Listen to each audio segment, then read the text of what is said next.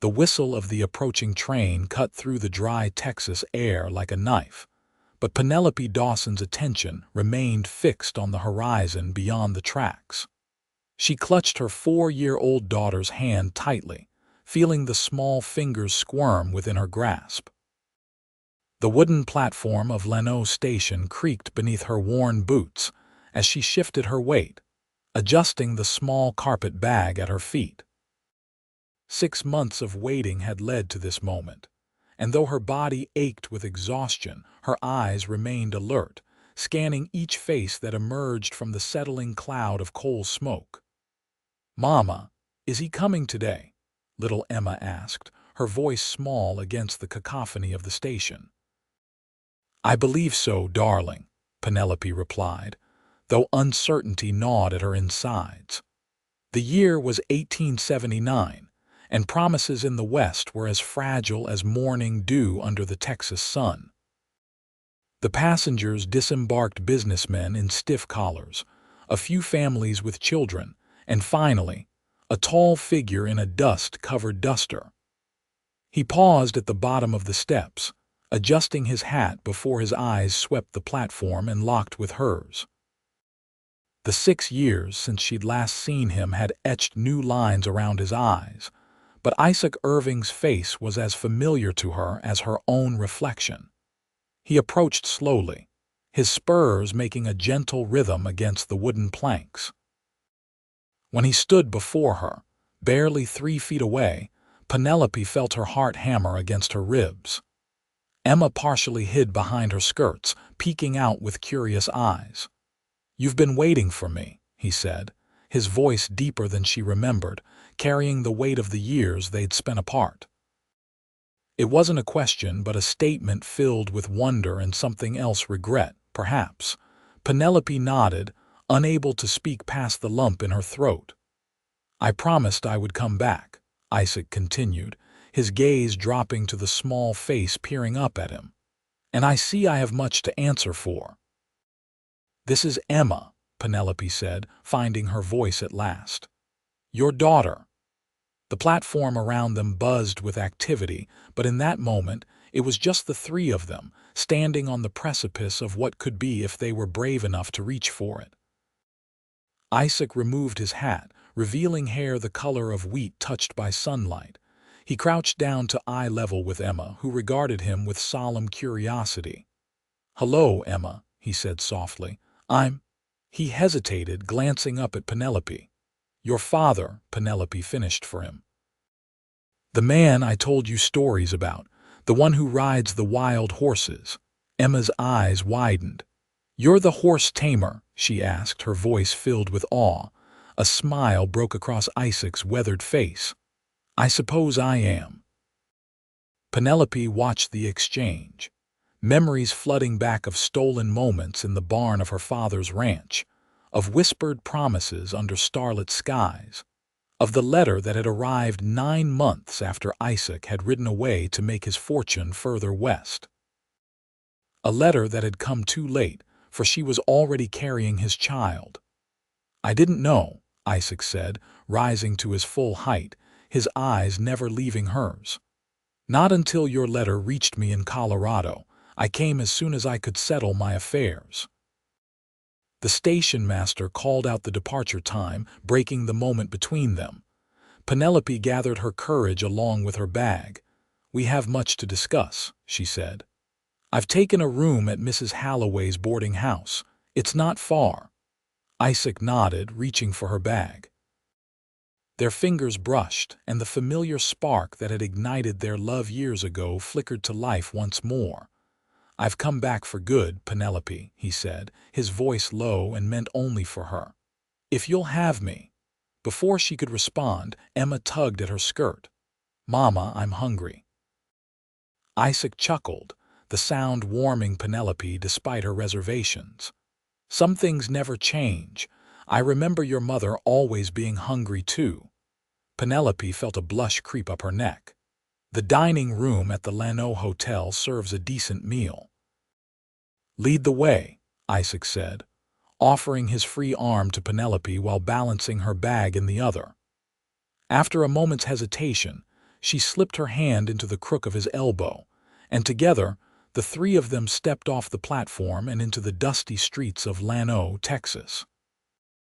The Llano Hotel stood 2 stories tall, its whitewashed walls a stark contrast to the predominantly wooden structures that lined the main street.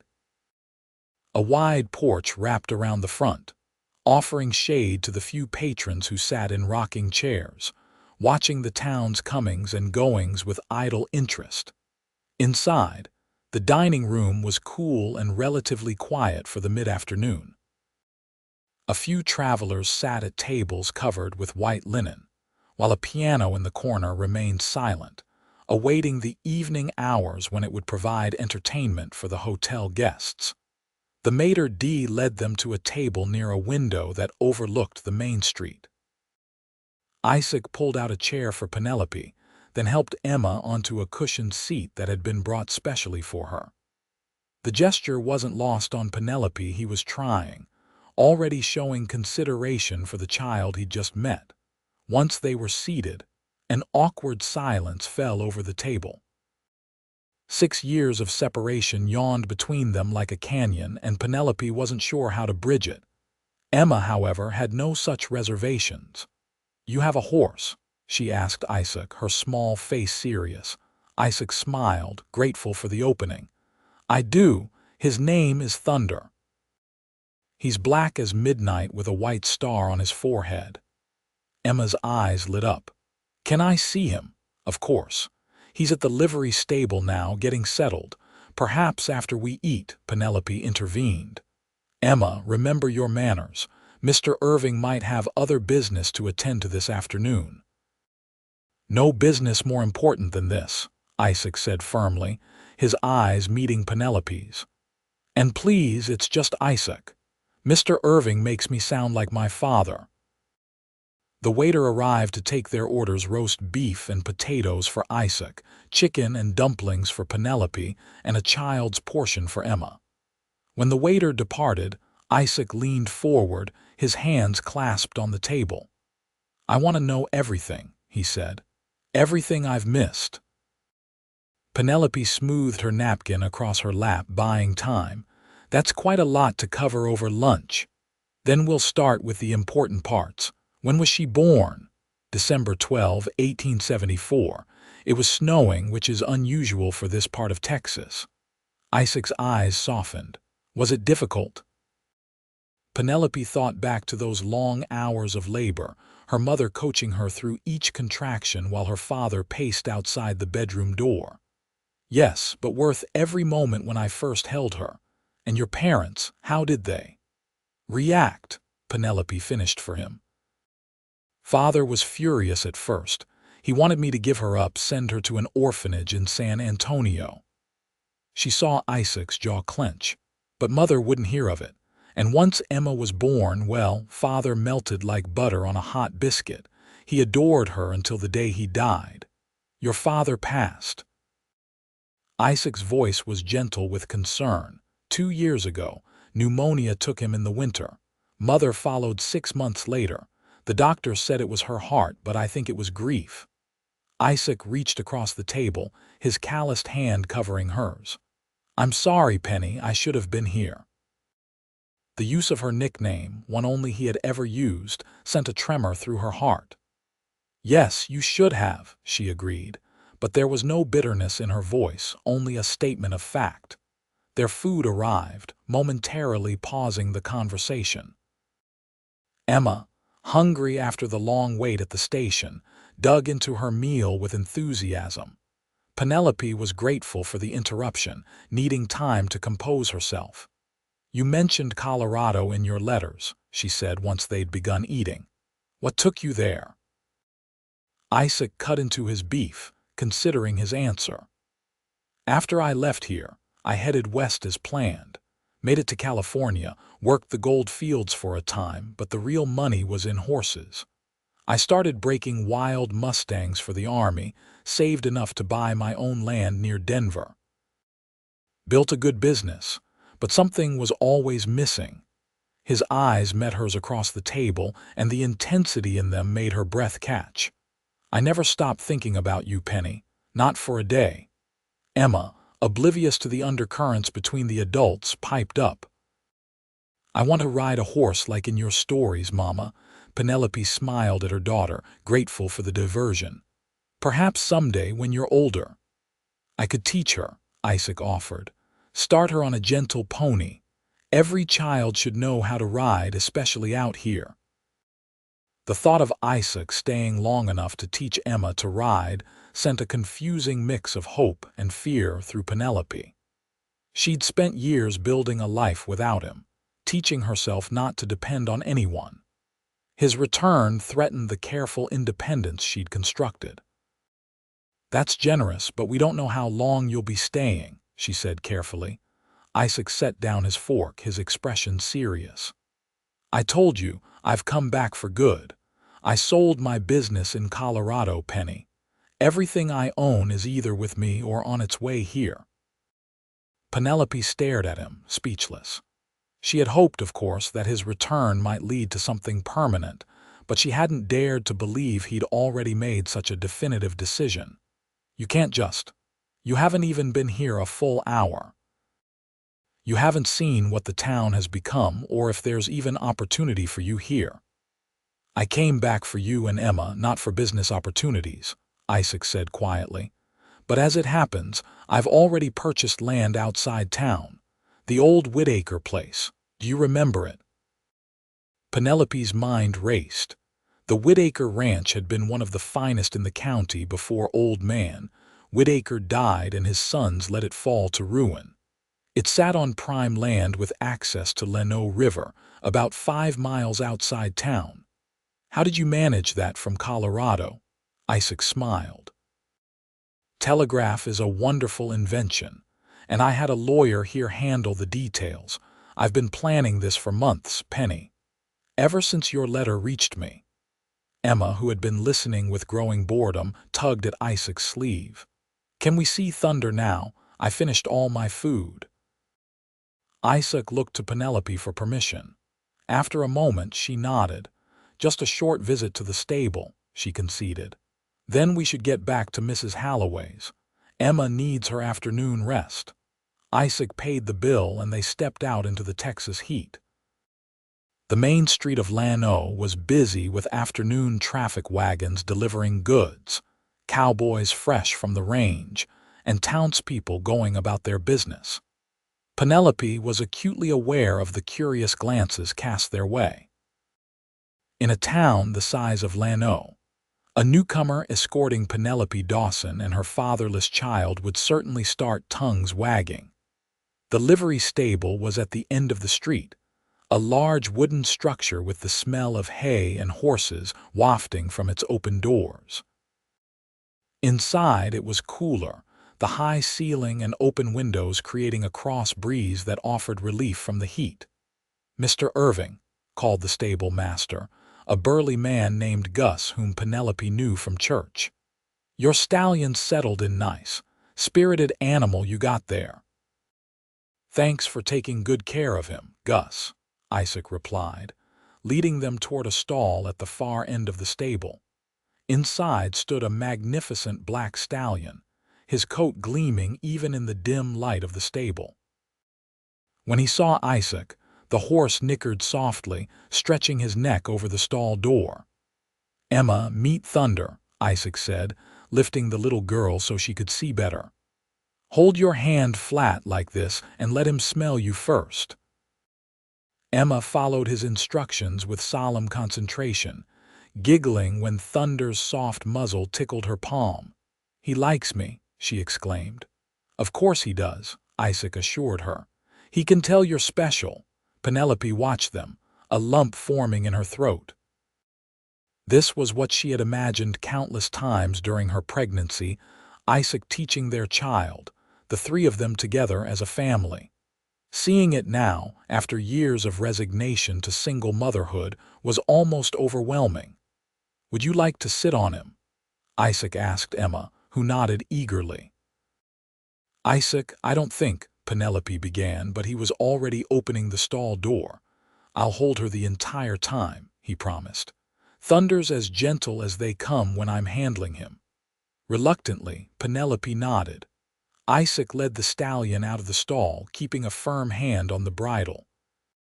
With practiced ease, he lifted Emma onto the horse's back, his arm secure around her waist.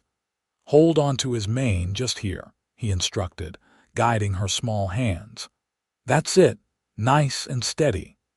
Emma's face was a picture of delight as Isaac led Thunder in a slow circle around the stable. Penelope couldn't help but smile at her daughter's joy, even as worry niggled at the back of her mind. Getting attached to Isaac would be dangerous for both of them if he decided to leave again. After a few minutes, Isaac lifted Emma down and she ran to Penelope, chattering excitedly about her ride. Isaac returned Thunder to his stall, patting the horse's neck before closing the door securely. "He's beautiful," Penelope admitted as they walked back into the sunlight. "You always did have an eye for good horseflesh." "Some things don't change," Isaac agreed, his gaze lingering on her face in a way that suggested he wasn't just talking about horses. They walked slowly back toward Mrs. Halloway's boarding house, Emma skipping ahead of them, occasionally stopping to examine a pretty stone or a wildflower growing between the boardwalk planks. "She has your eyes," Isaac said quietly, "and your spirit." "But your stubborn chin," Penelope replied with a small smile. "And your fearlessness." They fell into step together, close but not touching, the years between them both a barrier and a bridge. "Will you tell me why you never wrote?" Penelope finally asked, the question that had burned in her heart for 6 long years. Isaac sighed, his shoulders sagging slightly. "I did write, Penny, many times, but I was moving so often those first few years I never stayed in one place long enough to receive a reply. By the time I settled in Colorado, almost 2 years had passed. I sent letters to your father's ranch but never heard back. After a while I convinced myself you must have moved on, maybe even married." Penelope frowned. "I never received any letters from you, and father would have given them to me even if he disapproved." "Would he?" Isaac asked, his voice skeptical. "He never thought I was good enough for you, Penny. A ranch hand with big dreams but empty pockets." Penelope considered this. Her father had indeed been vocal about his disapproval of Isaac, warning her that he was the kind of man who would break her heart. Had he intercepted Isaac's letters? It seemed impossible, yet she couldn't dismiss the possibility outright. "It doesn't matter now," she said finally. "What's done is done. We need to focus on what's best for Emma." They had reached the boarding house, a 2-story building with a neat garden out front. Mrs. Halloway, a widow in her 60s with sharp eyes and a sharper tongue, sat on the front porch shelling peas. She looked up as they approached, her gaze fixing on Isaac with undisguised interest. "Mrs. Dawson, you're back earlier than expected," she said, setting aside her bowl, "and with company, I see." "Mrs. Halloway, this is Mr. Isaac Irving," Penelope introduced him, "an old friend who's just arrived in town." Mrs. Halloway's eyebrows rose slightly. "Is that so?" "Well, Mr. Irving, you're welcome to join us for supper at 6 if you've no other arrangements. I set a good table if I do say so myself." "Thank you, madam. I'd be honored," Isaac replied with a tip of his hat. Emma, who had run ahead up the steps, called back, "Mama, can I show Papa my dolls?" A charged silence followed the child's innocent question. Mrs. Halloway's hands stilled on her peas, and Penelope felt heat creep into her face. "Emma, Mr. Irving might be tired from his journey. Perhaps another time," she said, trying to keep her voice steady. But Isaac was already responding to Emma. "I'd love to see your dolls, sweetheart, if your mother says it's all right." Caught between her daughter's hopeful expression and Mrs. Halloway's barely concealed curiosity, Penelope nodded reluctantly. "Just for a little while, then it's rest time." They entered the boarding house. leaving Mrs. Halloway to her peas and, no doubt, to formulating the gossip she would spread throughout Llano by supper time. The entrance hall was cool and dark after the brightness outside, with a polished wooden staircase leading to the upper floor. "We're in the blue room at the top of the stairs," Penelope said, leading the way. Their room was modest but comfortable, with a double bed for Penelope and a small trundle for Emma. A rocking chair sat by the window, and a chest of drawers held their few belongings. Emma immediately went to a shelf where 3 dolls sat in a row. "This is Lily, and this is Rose, and this is Daisy," she informed Isaac solemnly, presenting each doll in turn. "Mama made them for me. Daisy is the youngest like me." Isaac accepted each introduction with proper gravity, examining the dolls and complimenting their dresses, which Penelope had indeed sewn from scraps of fabric. Watching him interact so naturally with Emma, Penelope felt her carefully constructed defenses beginning to crumble. "They're lovely dolls, Emma," Isaac said. "Your mother always was clever with a needle." Emma nodded, stifling a yawn. The excitement of the day was catching up with her. "I think it's time for that rest," Penelope said, moving to turn down the bed covers on the trundle. "I don't want to sleep," Emma protested, even as her eyelids drooped. "How about I tell you a story first?" Isaac offered, "about a brave little girl who rode a magic horse across the sky." Emma climbed onto the trundle bed, clutching Daisy to her chest. "Yes, please." Isaac sat on the edge of the bed and began a tale of stars and midnight rides, his deep voice weaving a spell that had Emma's eyes closing within minutes. Penelope stood by the window, watching and listening, struck by how natural it seemed Isaac here in their room, putting their daughter to sleep as if he'd done it 1,000 times before. When Emma's breathing had deepened into sleep, Isaac rose carefully from the bed and joined Penelope at the window. Outside, Llano continued its afternoon business, unaware of the turmoil in her heart. "She's perfect, Penny," he said softly, his voice rough with emotion. "I've missed so much." "Yes, you have," Penelope agreed, turning to face him. "Which is why we need to be careful now. Emma is already calling you Papa after just a few hours. What happens if things don't work out? If you decide that family life isn't what you want after all, she'll be devastated." Isaac's jaw tightened. "I know what I want. I've had 6 years to think about my priorities, and they've led me back here to you and Emma. People change, Isaac. I'm not the same girl you left behind, and you're not the same man who rode away with promises of sending for me." "No, we're not the same," he agreed. "But the feeling between us, that hasn't changed for me. Has it for you?" Penelope turned back to the window, unable to meet his gaze. "I don't know. I spent years trying to forget you to build a life for Emma and myself.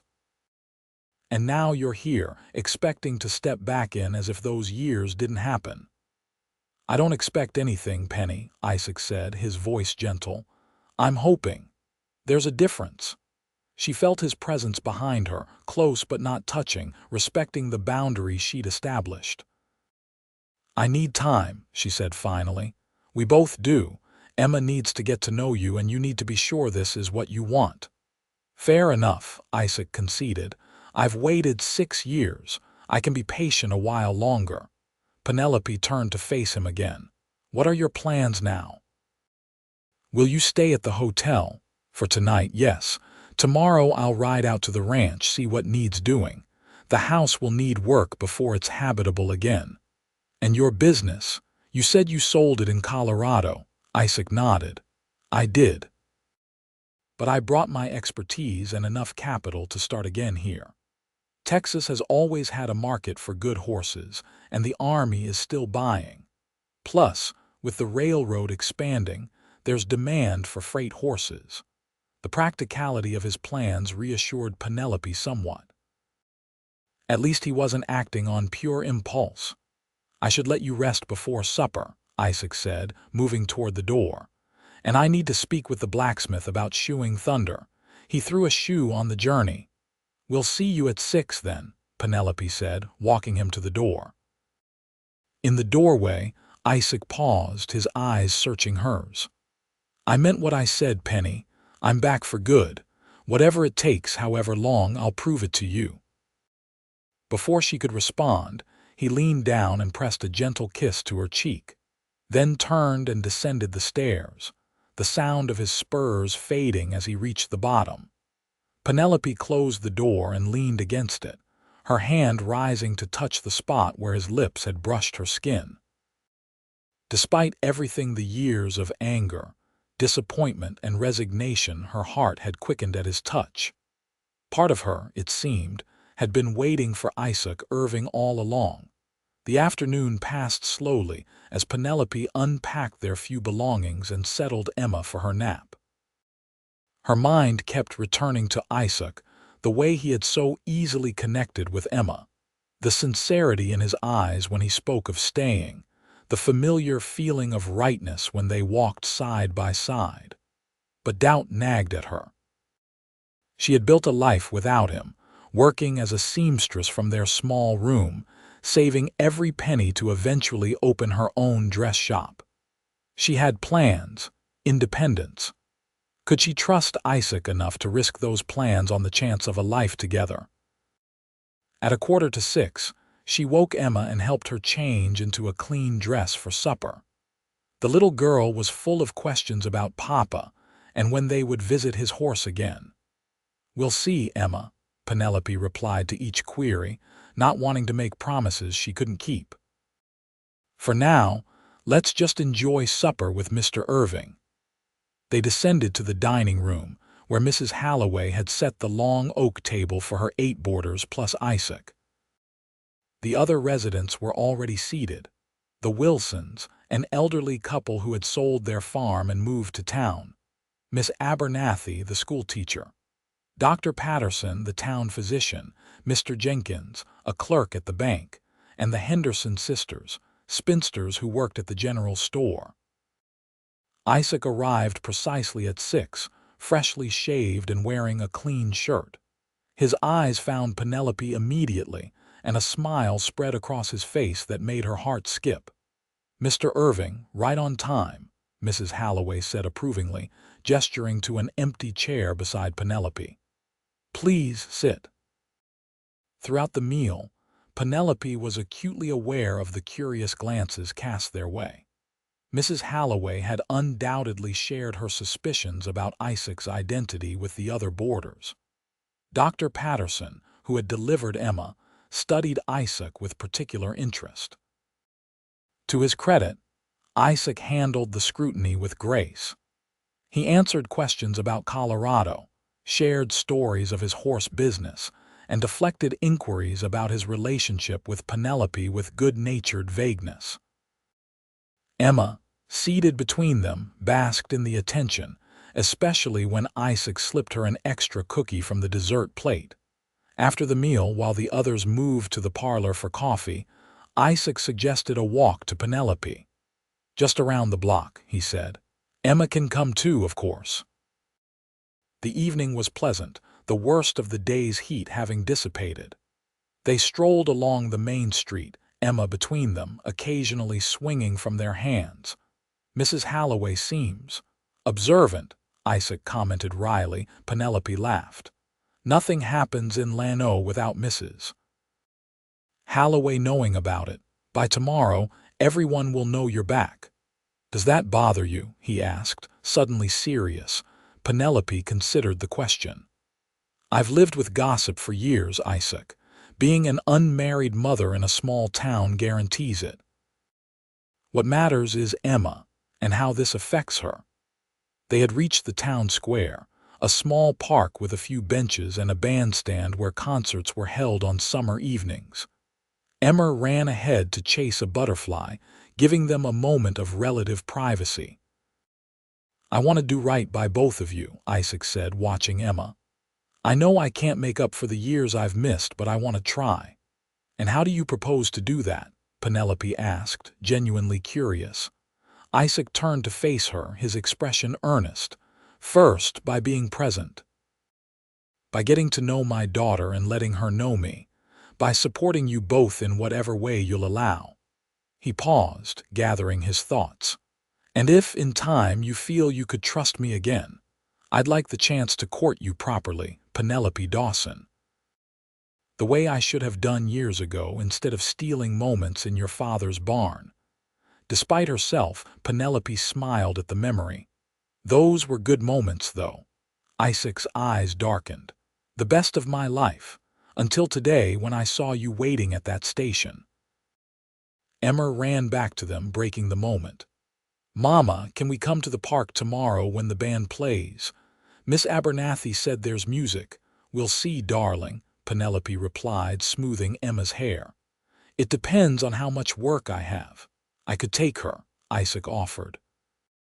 "If you're comfortable with that, let you have an evening to yourself." The thought was tempting. Penelope hadn't had much time to herself since Emma was born, especially after her parents died. "Perhaps," she said noncommittally. "We'll talk about it tomorrow." They continued their walk, circling back toward the boarding house as twilight deepened into night. Stars began to appear in the vast Texas sky, reminding Penelope of nights long ago when she and Isaac would lie on a blanket in her father's pasture, naming constellations and dreaming of their future together. Back at Mrs. Halloway's, they stood on the porch, Emma yawning against Penelope's skirts. "I should get her to bed," Penelope said. Isaac nodded, crouching down to Emma's level. "Good night, Emma. I had a fine time meeting you today." Emma threw her arms around his neck in an unexpected hug. "Good night, Papa. Will you come tomorrow?" Isaac looked up at Penelope, leaving the decision to her. "Mr. Irving has work to do at his new ranch," Penelope said carefully, "but perhaps he can visit in the afternoon after my sewing is done." Isaac's face brightened. "I'd like that very much. Say around 3 o'clock. 3 o'clock, Penelope confirmed. After Emma had reluctantly released Isaac, he straightened up, his eyes meeting Penelope's in the dim light of the porch lantern. "Good night, Penny," he said softly, reaching for her hand and bringing it briefly to his lips. "Thank you for today. For letting me meet her." The touch of his lips against her knuckles sent a shiver through Penelope that had nothing to do with the evening breeze. "Good night, Isaac," she replied, her voice steadier than she felt. "Until tomorrow." He tipped his hat and descended the porch steps, disappearing into the gathering darkness. Penelope stood watching long after he'd gone, until Emma's tugging at her skirt reminded her of the late hour. That night, after Emma was asleep, Penelope sat in the rocking chair by the window, staring out at the stars. Isaac's return had upended the careful life she'd constructed, throwing her emotions into turmoil. Part of her, a larger part than she cared to admit, wanted to believe in his promises, to trust that this time would be different. But the practical side of her, the side that had survived abandonment and scandal and the death of her parents, urged caution. Isaac had left once. What guarantee did she have that he wouldn't leave again when ranch life proved less exciting than roaming the frontier? As the moon rose higher, casting silver light across the floor of their small room, Penelope made a decision. She would allow Isaac to be part of Emma's life. Her daughter deserved to know her father. But as for her own heart, she would guard it carefully until Isaac proved, through actions rather than words, that he truly meant to stay. With that resolve, she finally went to bed, falling into a dreamless sleep for the first time since receiving Isaac's telegram announcing his imminent arrival. The next morning dawned clear and hot, typical for June in Central Texas. Penelope rose early, as was her habit, and set about her morning routine. She washed and dressed before waking Emma, then prepared them both for breakfast downstairs. The dining room was already busy when they entered. Mrs. Holloway served a hearty breakfast to her boarders each morning: eggs, bacon, biscuits, and strong coffee. Emma immediately asked about Isaac. "Is Papa coming for breakfast?" Miss Abernathy, the schoolteacher, glanced up from her plate with interest at the question. Penelope felt a flush creeping up her neck. "No, darling. Mr. Irving is staying at the hotel, remember, and he'll be busy at his ranch today." "But he's coming later," Emma persisted, loud enough for everyone to hear. "He promised." "Yes, he'll visit this afternoon," Penelope confirmed, serving Emma a biscuit with honey. "Now eat your breakfast so we can start our day." After breakfast, Penelope set up her sewing in the small parlor that Mrs. Holloway allowed her to use for work. She had several dresses to finish: one for the banker's wife, and two for the Henderson sisters, who had ordered new church dresses for the upcoming 4th of July celebration. Emma played quietly beside her for a while, but by mid-morning was growing restless. "Mama, can we go see Thunder? I want to give him an apple." Penelope sighed, her needle pausing in the delicate lace she was attaching to Mrs. Thompson's collar. "Not today, Emma. I have work to finish before Mr. Irving visits." "But I want to see the horses," Emma pouted, her bottom lip protruding in a way that reminded Penelope forcibly of Isaac when he didn't get his way. Before Penelope could respond, there was a knock at the parlor door. Mrs. Holloway poked her head in. "Mrs. Dawson, you have a visitor." "Mr. Irving is in the front sitting room." Penelope glanced at the clock on the mantel: barely 11. "He's not expected until 3. Mrs. Holloway shrugged. "Nevertheless, he's here and asking for you and Emma." Emma jumped up, her earlier sullenness forgotten. "Papa's here." "Emma, wait," Penelope called, but her daughter had already darted past Mrs. Holloway and toward the front of the house. Sighing, Penelope carefully set aside her work and followed, smoothing her hair and straightening her simple cotton dress as she went. She found Isaac in the formal sitting room, Emma already perched on his knee, chattering about her dolls. He looked up as Penelope entered, and the warmth in his eyes momentarily stopped her in her tracks. "I know I'm early," he said, a hint of apology in his voice.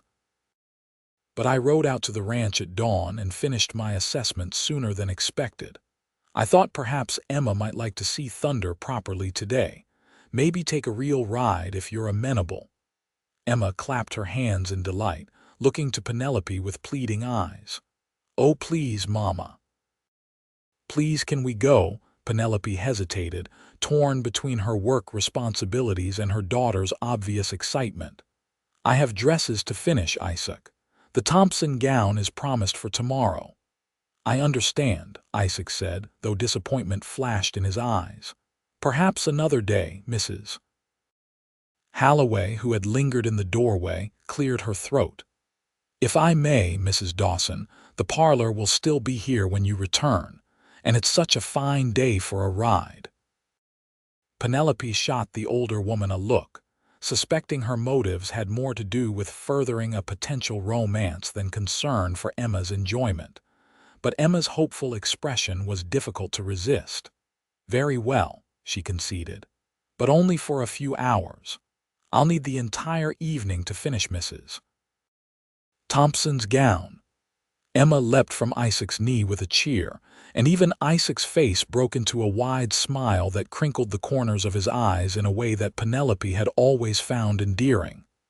"I brought a wagon," he said, rising from his chair. "It's not fancy, but it'll get us where we're going comfortably enough." "Where exactly are we going?" Penelope asked, suddenly suspicious. "I thought Emma just wanted to see Thunder at the livery." "I thought we might ride out to the ranch," Isaac replied. "Let Emma see where we'll be living, get your opinion on some of the repairs I'm planning." The casual "we" wasn't lost on Penelope. "Isaac, I haven't agreed to anything yet. I'm perfectly comfortable at Mrs. Holloway's." "Of course," he backtracked quickly. "I just meant I'd value your input is all, and the fresh air would do Emma good." From the gleam in his eye, Penelope suspected he knew perfectly well he was using Emma to weaken her resolve. The frustrating part was that it was working. "Let me get our hats and a shawl for later," she said, relenting. "Emma, come with me to wash your hands before we go." 20 minutes later, they were seated in a sturdy wagon, Emma between them on the bench seat, bouncing with excitement as they left the town behind. Thunder was hitched to the wagon, along with another horse, a dappled mare that Isaac introduced as Dove. "She's gentle as they come," he told Emma. "Perfect for a beginner rider." The road to the Whitaker Ranch wound through rolling hills dotted with live oaks and mesquite trees. Wildflowers still bloomed along the roadside, bluebonnets, Indian paintbrush, and black-eyed Susans creating a riot of color against the green gold grass. "It's beautiful out here," Penelope admitted, breathing in the clean air scented with wildflowers and sun-warmed earth. "I'd forgotten how lovely the countryside is." "You haven't been out of town much?" Isaac asked, guiding Thunder around a rut in the road. Penelope shook her head. "Not since my parents died. I sold their ranch to pay off Father's debts and set aside something for Emma's future. After that, it was easier to stay in town where I could find work." Isaac's hands tightened on the reins. "I'm sorry you had to face all that alone, Penny, if I had known." "But you didn't," she said simply. "And we managed, we always have." Emma, oblivious to the undercurrents between the adults, pointed excitedly at a jackrabbit bounding across the road ahead of them. "Look, Mama! A bunny!" The interruption eased the tension, and by the time they crested the final hill before the ranch, the atmosphere had lightened considerably. Penelope gasped as the Whitaker place came into view. The main house was larger than she remembered, a two-story structure with a wide porch wrapping around 3 sides. It had once been painted white, though the paint was now peeling and weathered. A massive oak tree shaded one corner of the house, and wildflowers had taken over what had once been a formal garden. Behind the house stood a large barn, several outbuildings and corrals for the horses. "It needs work," Isaac acknowledged as he pulled the wagon to a stop in front of the house. "But the bones are good. Sound foundation, solid roof, mostly cosmetic repairs needed."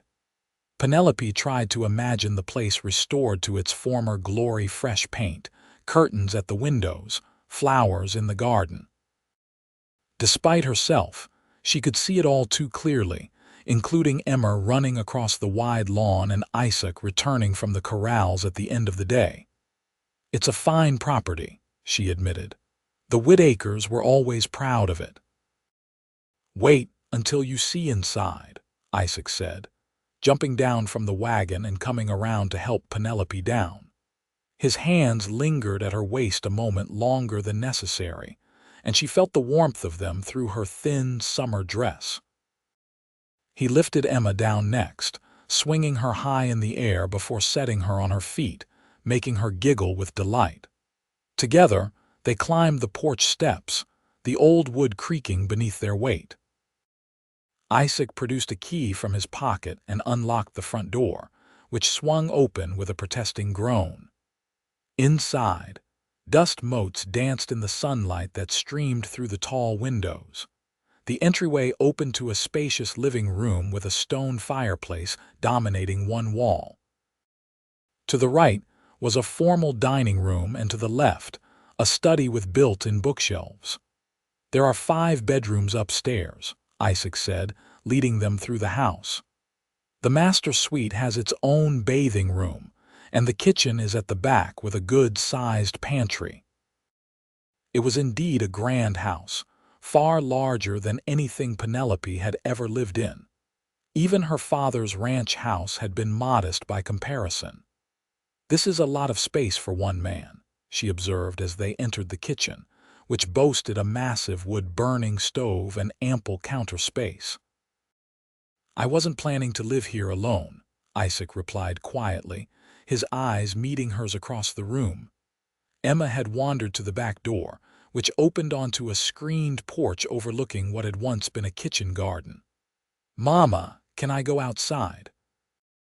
"Stay where I can see you," Penelope called, grateful for the momentary distraction from Isaac's intense gaze. As Emma pushed open the screen door and stepped onto the back porch, Penelope turned back to Isaac. "You're getting ahead of yourself again." "Am I?" he asked, leaning against the kitchen counter. "I told you why I came back, Penny. I'm not hiding my intentions." "Intentions are one thing, expectations are another," she replied, moving to the window to keep an eye on Emma. "This is all happening very fast, Isaac. Yesterday morning, I was a single mother with a plan for my future. Now you're showing me a house you bought with us in mind, before you even knew if we would want to be part of your life." Isaac pushed away from the counter and came to stand beside her at the window. Outside, Emma was examining a butterfly that had landed on the porch railing. "I know I'm pushing," he admitted. "But time is precious, Penny. I've already lost nearly 5 years with my daughter. I don't want to waste another day if I don't have to." His sincerity was difficult to doubt, standing there in the house he had purchased with them in mind. Still, Penelope maintained her resolve. "Emma and I will visit. She should know her father, but living here making that kind of commitment, that's a different matter entirely." Isaac nodded, accepting her boundary for now. "Fair enough. How about we start with a proper tour of the property? I'd like to show Emma the pond. It's not far and there are ducks this time of year." The reminder of Emma's enjoyment softened Penelope's resistance. She'd like that. They spent the next hour exploring the ranch grounds. The pond, located in a small valley behind the house, was indeed populated with a family of ducks that delighted Emma. Isaac showed them the barn, which would soon house his horses once they arrived from Colorado, and the various outbuildings he planned to repair. By the time they returned to the main house for the picnic lunch Isaac had thoughtfully packed, Emma was thoroughly enchanted with the ranch and Isaac himself. "Can we live here with Papa?" she asked innocently as they sat on a blanket under the oak tree, enjoying cold chicken and biscuits. Penelope nearly choked on her lemonade. "Emma, that's not. We have our room at Mrs. Halloway's." "But it's small," Emma persisted, "and there's no place for my pony." "Pony?" Penelope echoed, looking accusingly at Isaac. He had the grace to look somewhat abashed. "I might have mentioned that a girl living on a ranch should have her own pony. Strictly hypothetical, of course." "Of course," Penelope said dryly. "Emma, we're just visiting today. Our home is in town." Emma's face fell, but before she could protest further, Isaac intervened. "How about that ride I promised you? Dove is all saddled up and waiting." The distraction worked. Emma immediately abandoned the conversation about living arrangements in favor of the promised ride. Isaac led them back to the front of the house, where Dove indeed stood saddled beside the wagon. "I'll hold her the entire time," Isaac assured Penelope, lifting Emma into the saddle. "Just a slow walk around the yard." Watching Isaac patiently teach Emma how to hold the reins and sit properly in the saddle, Penelope felt a wave of conflicting emotions. This was what Emma had needed all along, a father to teach her things Penelope couldn't. Yet opening their lives to Isaac meant risking the independence she had fought so hard to achieve. As they circled the yard, Emma's face alight with joy, Isaac glanced over at Penelope with a smile that reached all the way to his eyes. And in that moment, despite all her reservations, she could see the future he was offering them: a family, a home, a life together on this beautiful land. But was she brave enough to reach for it? The sun was beginning to lower in the western sky when Isaac finally helped Emma down from the saddle. The little girl was tired but exhilarated, chattering nonstop about her ride and how she wanted to come back tomorrow to see her pony. "We should head back to town," Penelope said, noting the time. "I still have work to finish this evening." Isaac nodded, lifting Emma into the wagon before offering his hand to Penelope. "Thank you for coming today. It meant a lot to show you both the place." The ride back to Llano was quieter, with Emma dozing between them, worn out from the excitement of the day. As they approached the outskirts of town, Isaac broached a subject that had clearly been on his mind. "Sunday is church," he said, keeping his eyes on the road ahead. "I was wondering if I might accompany you and Emma." Church was the social center of Llano, where everyone gathered not just for worship, but to see and be seen. Walking in with Isaac would make a very public statement about their relationship, whatever that relationship might be. "People will talk," Penelope said softly, not wanting to wake Emma. "People already talk," Isaac pointed out. "Has been since I arrived. Might as well give them something specific to talk about." Penelope couldn't help but smile at his pragmatism. "Very well. Service begins at 10. We usually walk from Mrs. Halloway's." "I'll be there at 9:30, Isaac promised as he pulled the wagon to a stop in front of the boarding house. "And Penny, thank you for today, seeing Emma on horseback. It was something I'd dreamed about but never thought I'd see." The genuine emotion in his voice touched Penelope deeply. "She had a wonderful time. Thank you for being so patient with her." Isaac climbed down and came around to help them from the wagon. Emma, still half asleep, mumbled a protest as Penelope lifted her into her arms. "Let me," Isaac said, reaching for the child. Penelope hesitated only a moment before allowing him to take Emma, who immediately curled against his chest, her small arms encircling his neck. The sight of her daughter so naturally comfortable with Isaac sent a pang through Penelope's heart. This was how it should have been from the beginning, the three of them. A family. Isaac carried Emma up the porch steps and into the boarding house, ignoring the curious stares of Mrs. Halloway and the Henderson sisters, who were taking tea in the front sitting room. He followed Penelope up the stairs to their room, where he gently laid Emma on her trundle bed. "Thank you," Penelope whispered, pulling a light blanket over her sleeping daughter. They stepped back into the hallway, closing the door partway to allow them to hear if Emma woke. "I should go," Isaac said, though he made no move to leave. "Let you get to your work." Penelope nodded but found herself equally reluctant to end their time together. The day had awakened feelings she had long suppressed, not just her attraction to Isaac, but the yearning for the family life they might have had. "Isaac," she began, not quite knowing what she wanted to say. He stepped closer, his eyes searching hers. "Yes, Penny." The nearness of him made it difficult to think clearly. He smelled of leather and horses, and the unique scent that was simply Isaac, a scent that had haunted her dreams for years. "Thank you for today," she managed. "Emma hasn't been that happy in a long time." "What about her mother?" Isaac asked softly. Was she happy today too? Penelope couldn't lie, not with him looking at her that way. "Yes, despite my reservations, I enjoyed myself very much."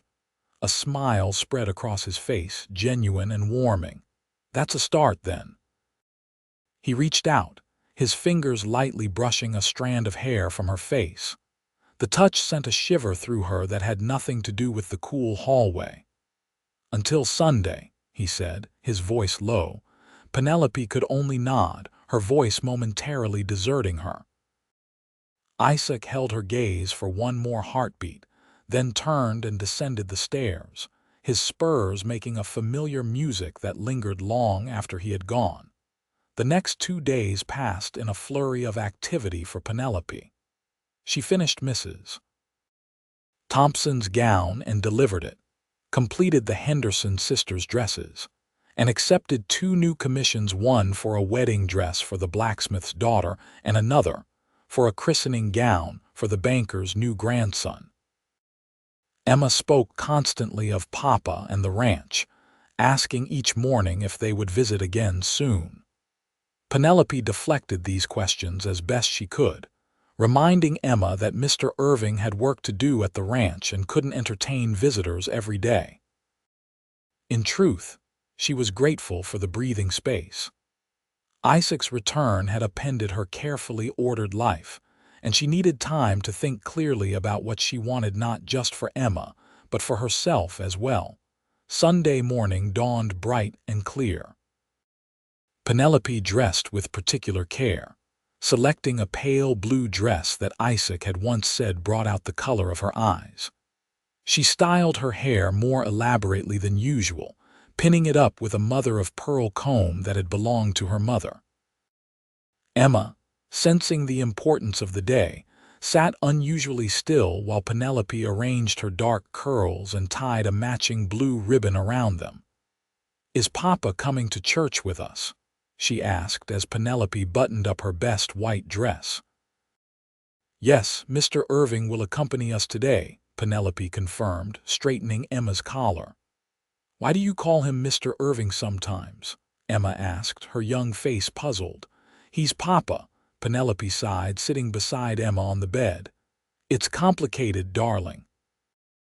Mr. Irving is your father, yes, but he and we aren't married, not like most of your friends' parents." "But you love him, don't you, Mama?" Emma asked with the direct simplicity of a child. "You smile more when he's here." The observation, so innocent yet so perceptive, caught Penelope off guard. Did she love Isaac still? The young girl who had given her heart to a handsome ranch hand certainly had. But the woman she had become shaped by abandonment, single motherhood, and the struggle to survive independently, that woman was more cautious with her affections. "It's not that simple, Emma," she said finally. "Grown-up feelings are complicated sometimes."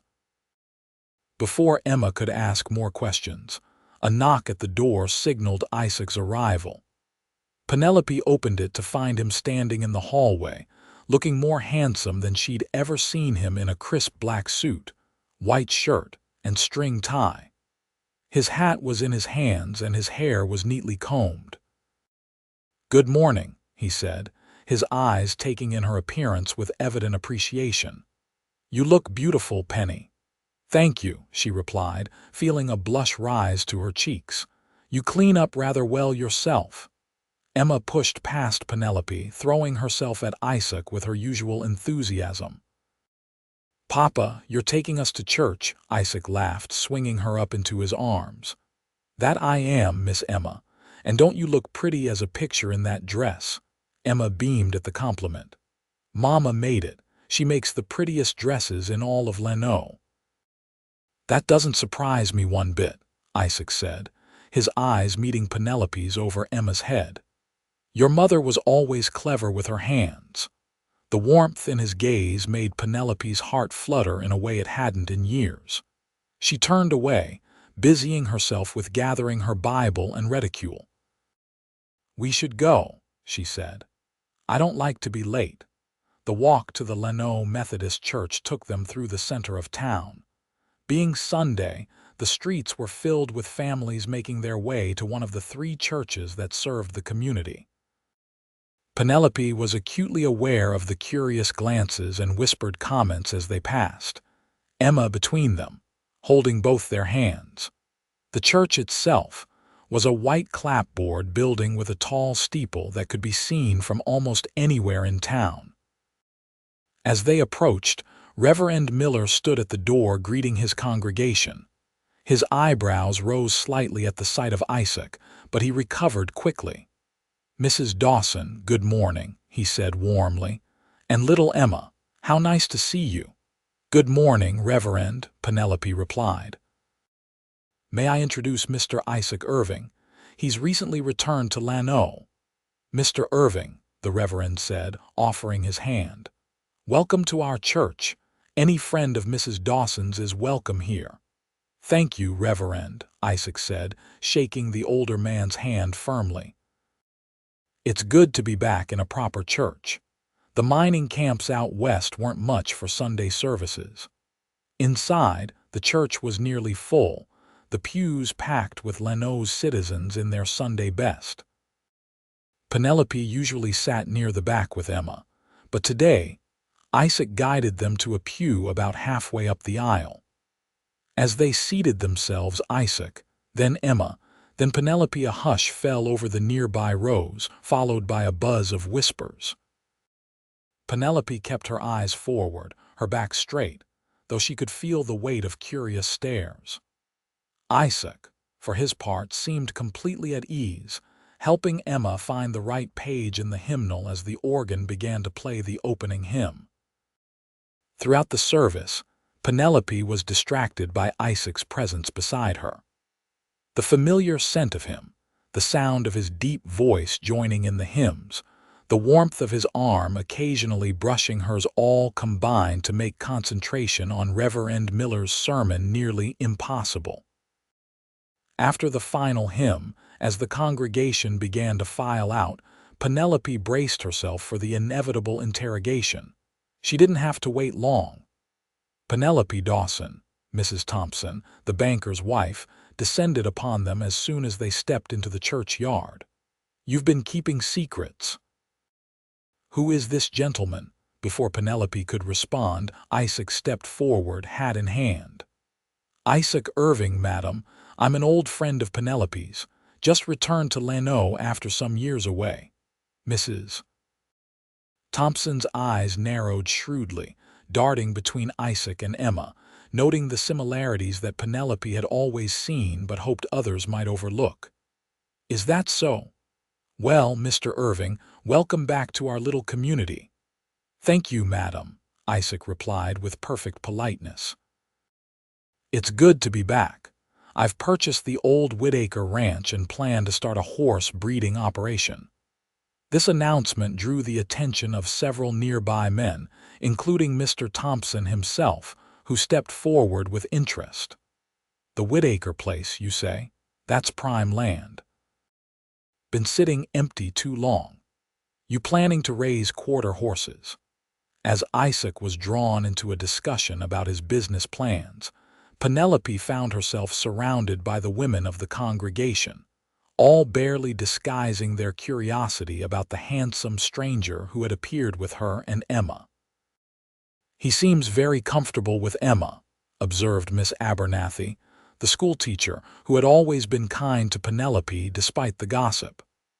"They've taken to each other quite naturally," Penelope admitted, watching as Emma clung to Isaac's hand, beaming up at him as he spoke with the men. "He has her eyes," Mrs. Halloway said bluntly, having joined the group. "And that stubborn chin." Penelope said nothing, neither confirming nor denying the obvious implication. Let them draw their own conclusions. She was tired of hiding the truth, tired of the whispers and sidelong glances that had followed her for years. The gathering began to disperse as families headed home for Sunday dinner. Isaac extricated himself from the men's discussion and returned to Penelope's side. "Mrs. Halloway," he said, tipping his hat to the older woman. "I was hoping I might persuade you to allow me to take Penelope and Emma to dinner at the hotel today, with your blessing, of course." Mrs. Halloway's eyes twinkled with amusement at his formal request. "Far be it from me to stand in the way of a family dinner, Mr. Irving, though you're all welcome at my table as well if you prefer home cooking to hotel fare." "Another time, perhaps," Isaac said smoothly. "I've already made arrangements at the hotel." Penelope raised an eyebrow at this news. "Have you now?" Isaac had the grace to look slightly abashed. "I was hoping you'd say yes. If not, I suppose I'll have to eat an awful lot of roast beef on my own." Emma tugged at Penelope's hand. "Please, Mama, I'm hungry." Caught between Isaac's hopeful expression and Emma's pleading one, Penelope relented. "Very well, but afterwards, I have the Henderson sisters' final fitting scheduled for 3 o'clock. Isaac's smile was worth the concession. "I'll have you back in plenty of time." The Llano Hotel dining room was nearly full when they arrived. but the maitre d' immediately led them to a table in the corner that had clearly been reserved. Isaac held Penelope's chair for her, then helped Emma onto her cushioned seat before taking his own place. "You seem to have thought of everything," Penelope observed as a waiter immediately appeared with a bottle of lemonade and 3 glasses. "I try," Isaac replied with a smile.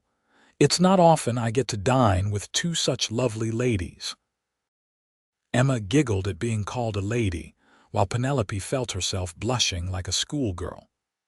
Isaac had always had a way with words, a charm that was all the more effective for being completely genuine. The meal was pleasant, with Emma regaling them with stories from her Sunday school class, and Isaac sharing carefully edited tales of his adventures in the West. Penelope found herself relaxing, enjoying the simple pleasure of a family meal without worrying about the curious stares of other diners. As they were finishing dessert apple pie that Emma declared was almost as good as Mama's, Isaac broached a subject that Penelope had been expecting. "I was thinking," he began, setting down his coffee cup. "The ranch house will be habitable within a week or 2. The basic repairs are underway, and I've ordered furniture from San Antonio." Penelope tensed, anticipating what was coming. "It seems a waste for me to rattle around in that big house alone," Isaac continued. "And your room at Mrs. Holloway's, while comfortable, is hardly spacious for 2 growing people." "Isaac," Penelope warned, glancing meaningfully at Emma, who was listening with interest. "I'm simply suggesting," he pressed on, "that you might consider a change of residence, for Emma's benefit if nothing else. She could have her own room, a yard to play in, and you could have a proper workspace for your sewing, maybe even expand your business." The offer was tempting, Penelope had to admit.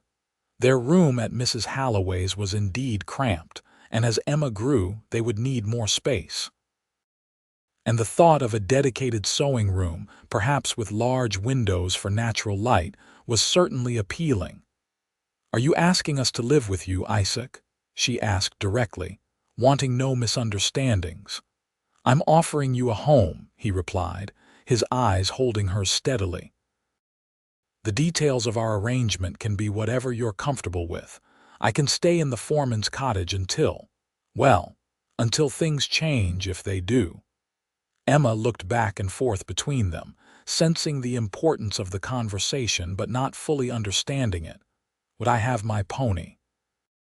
she asked Isaac. He smiled at her, breaking the tension. "You most certainly would. I have my eye on a gentle little mare that would be perfect for you." "Mama, please can we?" Emma begged, turning to Penelope with pleading eyes. Penelope took a deep breath, weighing her options. The practical benefits were undeniable, but moving to Isaac's ranch would inevitably bring them closer together, make it harder to maintain the emotional distance she had tried to preserve. "I'll think about it," she said finally. "That's all I can promise for now, Emma." It wasn't a yes, but it wasn't a no either, and from the look on Isaac's face he recognized it as the concession it was. "That's fair," he said. "Take all the time you need. The offer stands." The rest of the meal passed in lighter conversation, but Penelope's mind continued to turn over Isaac's proposal. By the time they left the hotel, she was no closer to a decision, but she had to admit the idea had taken root in her imagination. Isaac walked them back to Mrs. Holloway's, parting from them at the door with a promise to visit again on Tuesday, his next trip into town. He kissed Emma's cheek and squeezed Penelope's hand, his touch lingering just a moment longer than necessary. As she watched him walk away, his tall figure cutting a striking silhouette against the afternoon sun, Penelope acknowledged the truth she had been trying to deny since his return. Despite everything, despite the years apart and the hurt and the struggle, a part of her heart had always belonged to Isaac Irving. The question now was whether she was brave enough to trust him with it again. The following week passed in a blur of activity. Penelope threw herself into her work, completing the Henderson sisters' dresses and beginning the wedding gown for the blacksmith's daughter. Emma chatted constantly about Papa and the ranch, counting the days until his next visit. True to his word, Isaac returned on Tuesday, bringing a small wooden horse he had carved for Emma and a bolt of fine blue silk for Penelope that he claimed he'd happened upon in the general store. The gift was extravagant, far more expensive than anything Penelope would have purchased for herself, but the thoughtfulness behind it touched her deeply. They took supper together at Mrs. Halloway's, with Isaac charming the elderly landlady so thoroughly that she invited him to return any time. Afterward, while Emma played with her new toy, Isaac and Penelope sat on the front porch, watching the sunset paint the sky in shades of pink and gold. "The repairs are coming along well," Isaac said, rocking gently in one of Mrs. Halloway's porch chairs. "The painters finish tomorrow and the furniture arrives on Friday. The kitchen garden's been cleared and replanted." Penelope nodded, hearing the unspoken question beneath his casual update. "It sounds like you've been busy." "I have," he agreed. "Keeping busy helps me not think about how empty that big house is going to feel with just me in it." His eyes met hers in the fading light, and Penelope felt the familiar pull between them, the connection that 6 years and hundreds of miles hadn't managed to sever. "I've been thinking about your offer," she admitted. "There are practical advantages to accepting." "But," Isaac prompted, hearing the hesitation in her voice. "But I've worked hard to build an independent life for Emma and myself," Penelope continued. "I'm not sure I'm ready to give that up." Isaac leaned forward, his expression earnest. "I'm not asking you to give up anything, Penny. Your sewing business can continue thrive even with proper space, and your independence, I would never try to take that from you." "Then what exactly are you offering?" Penelope asked, needing clarity. Isaac's answer came without hesitation. "A partnership, a chance to raise our daughter together, to build something lasting on that land. A future where Emma grows up knowing both her parents, where she has room to run and a pony to ride, and everything we dreamed of giving our children back when we were young and foolish." The sincerity in his voice was unmistakable, as was the emotion behind it. This wasn't just about convenience or propriety, this was about the family they might have been and still could be. "And us?" Penelope asked softly. "What about us, Isaac?" He reached across the space between their chairs, taking her hand in his. "That's up to you, Penny. I know what I want back what we had, but better, stronger.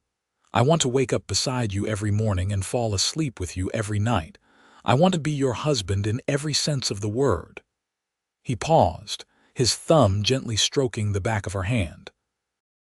"But I'll settle for being Emma's father and your friend, if that's all you can give me." The depth of feeling in his words left Penelope momentarily speechless.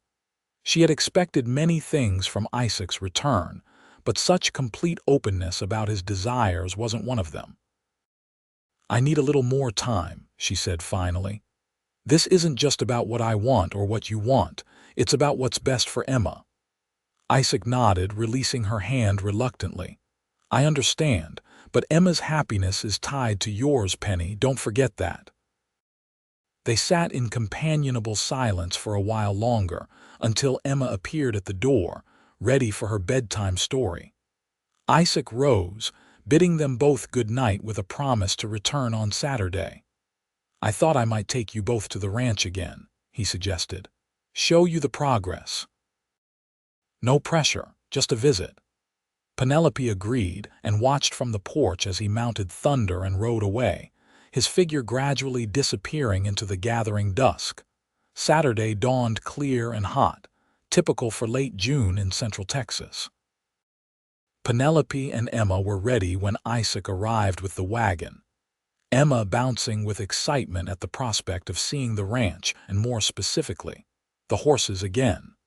The changes at the property were immediately apparent as they drove up the long approach. The house had been freshly painted a crisp white, with dark green shutters at the windows. The overgrown front garden had been cleared and replanted with roses and native plants that would thrive in the Texas heat. The porch had been swept clean, and two rocking chairs sat invitingly near the front door. "It looks like a different place," Penelope said as Isaac helped her down from the wagon. "Wait until you see inside," he replied, a hint of pride in his voice as he unlocked the front door. The interior transformation was even more dramatic. The floors had been polished to a warm glow, and the walls painted in soft, welcoming colors. Furniture had been arranged in the living room, a comfortable-looking sofa, several armchairs, and tables topped with oil lamps. A bookshelf stood against one wall, already filled with volumes.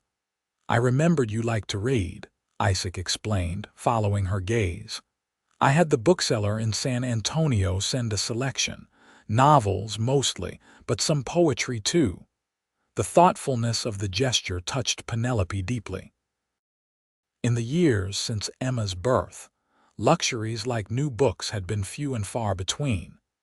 The dining room featured a large oak table that could easily seat 12, with a crystal chandelier hanging above it. The kitchen had been thoroughly cleaned, with new cookware hanging from hooks and fresh curtains at the windows. "And this," Isaac said, leading them to a room off the main hallway, "is what I thought could be your workroom." He opened the door to reveal a spacious room with large windows on two walls, providing abundant natural light. A long table stood in the center, its surface smooth and unmarked. Built-in cabinets lined one wall, perfect for storing fabrics and supplies. A comfortable chair sat near the window, beside a small table that held a sewing box. "Isaac, this is—" Penelope trailed off, overwhelmed by the care that had gone into creating a space specifically for her work. "Is it all right?" he asked, suddenly uncertain. "If you prefer a different room or different arrangements, it's perfect," she interrupted, turning to face him. "You've thought of everything." The relief on his face was palpable. "I want you to have what you need, Penny, to be comfortable here." Emma had wandered to the windows, which overlooked a side garden where wildflowers grew in seemingly casual arrangements that Penelope suspected had been carefully planned. "Where's my room, Papa?" she asked, turning back to them. Isaac's eyes met Penelope's, seeking permission. After a moment, she nodded. "Upstairs," he told Emma. "Want to see it?" Emma nodded eagerly, and they ascended the polished wooden staircase to the second floor. A wide hallway ran the length of the house, with doors opening off it on both sides. "This is the master bedroom," Isaac said, gesturing to a closed door at the end of the hall but not opening it. "And this," he continued, pushing open another door, "is your room, Emma." The child's bedroom was a dream come to life. Painted a soft yellow with white curtains at the windows, it featured a small bed with a colorful patchwork quilt, a dresser painted with flowers, and a wooden toy chest at the foot of the bed. A rag doll sat on the pillow, her cloth face smiling welcomingly. Emma rushed to the bed, picking up the doll with reverent hands. "Is she for me?" "She is," Isaac confirmed. "Her name is whatever you want it to be." "Violet," Emma decided immediately, "because that's my favorite flower." Penelope stood in the doorway, watching her daughter explore the room, opening drawers and peering into the toy chest, which already contained several simple but well-made toys. "You've gone to a lot of trouble," she said quietly to Isaac, who stood beside her. "It wasn't trouble," he replied. "It was hope." The simple answer, spoken without pretense or calculation, struck Penelope to the heart. This wasn't the impulsive gesture of a man trying to impress or manipulate. This was Isaac creating a home, building a future he hoped they would share. They continued the tour, with Isaac showing them the other bedrooms, all furnished but not as personalized as Emma's, and the bathing room with its modern copper tub and hand pump that brought water directly from the cistern. Outside, the transformation continued. The barn had been repaired and whitewashed, the corrals rebuilt with fresh lumber. A vegetable garden had been planted behind the kitchen, and fruit trees dotted the slope leading down to the pond. In one of the smaller corrals, a gentle dappled pony grazed contentedly. "Is that my pony?" Emma asked, eyes wide with wonder. "If your mother agrees," Isaac hedged, looking to Penelope. "Her name is Daisy. She's very gentle and well-trained." Emma turned to Penelope, her expression so hopeful that Penelope couldn't bear to disappoint her. "You may visit her today and learn how to care for her properly. As for the rest, we'll see." It wasn't a commitment to move to the ranch, but it was a step in that direction, and they all knew it. Isaac's smile told Penelope he understood exactly what she was considering. They spent the remainder of the morning with Emma learning the basics of pony care, how to brush Daisy's coat, pick out her hooves, and feed her properly. Isaac was a patient teacher, guiding Emma's small hands with gentle instructions. By lunchtime, Emma had progressed to sitting on the pony's back while Isaac led them around the corral. Lunch was served on the back porch: cold chicken, biscuits, and fresh strawberries that Isaac had purchased in town that morning. As they ate, enjoying the breeze that rustled through the oak trees, Penelope found herself imagining this as their daily life meals together on the porch, Emma playing in the yard, Isaac returning from the corrals at the end of the day. The image was seductive in its simplicity and rightness. After lunch, while Emma napped on a blanket in the shade, Penelope and Isaac sat on the porch steps, a respectful distance between them. "You've created something beautiful here," Penelope said, looking out over the property. "It's everything I imagined when we used to talk about having a place of our own someday." "I built it for you," Isaac said simply. "Everything, every decision, every purchase, I thought about what would make you and Emma happy here." Penelope turned to face him, struck by the openness of his expression. There was no guile in Isaac Irving, no hidden agenda. He had laid his heart bare from the moment he stepped off that train. "Why now?" she asked, the question that had nagged at her since his return. "Why after all these years?" Isaac sighed, running a hand through his hair in a gesture so familiar it made Penelope's heart ache with recognition. "I never stopped loving you, Penny. Never. But at first I was too stubborn, too determined to make my fortune before coming back for you. I thought I was doing the right thing, giving us a future instead of struggling along with nothing." He paused, his gaze distant. "By the time I realized my mistake, that I should have taken you with me from the beginning, years had passed. I wrote letters that went unanswered. I assumed you'd moved on." "I never received any letters," Penelope said again. "Not one." "I believe you," Isaac replied, "and it doesn't matter now. What matters is that when your letter finally reached me, when I learned I had a daughter, everything changed. Nothing was more important than coming back, making things right if I could." "And if I say no?" Penelope asked softly. "If I decide we can't live here with you?" The pain that flashed across Isaac's face was answer enough, but he forced himself to speak. "Then I'll respect your decision. I'll stay in Llano, be as much a part of Emma's life as you'll allow, and hope that someday you might change your mind." His honesty deserved nothing less in return. "I never stopped loving you either," Penelope admitted. "I tried. God knows I tried, especially after Emma was born and I realized you weren't coming back, but a part of me always hoped." Isaac's hand found hers on the step between them, his fingers intertwining with hers. "I'm here now, Penny, and I'm not going anywhere, not ever again." They sat in silence for a while, hands linked, watching Emma sleep peacefully under the oak tree. The moment felt suspended in time, a perfect, quiet interlude in which possibilities hung in the air like summer blossoms, waiting to be plucked. "I need to think," Penelope said finally. "About Emma, about my business, about everything." "Take all the time you need," Isaac assured her. "The house isn't going anywhere, neither am I."